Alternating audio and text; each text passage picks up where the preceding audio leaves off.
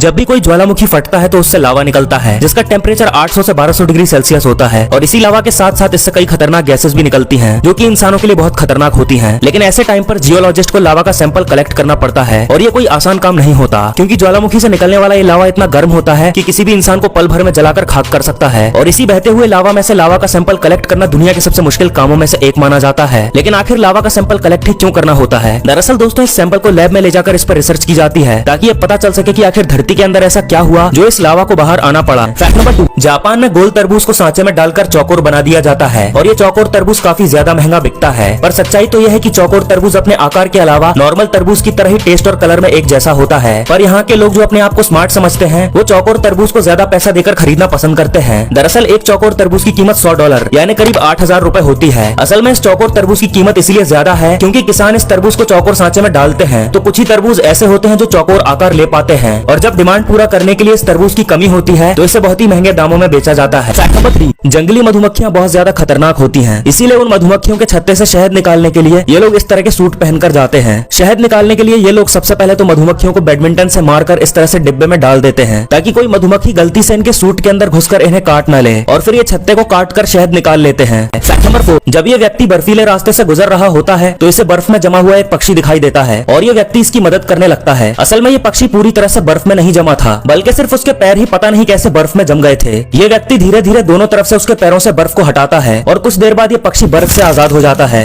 Fact number 5, ये एक ऐसी मशीन है जिसे आज से पहले आपने कभी नहीं देखा होगा। इस मशीन का काम बहुत ही सेटिस्फाइंग होता है। दरअसल ये एक पैड प्रिंटिंग मशीन है जो कि अपने सॉफ्ट और फ्लफी स्टैम्प से प्लेट्स और बाउल पर डिजाइन प्रिंट करने का काम करती है। नहीं, सोचिए मत, सब्सक्राइब कीजिए।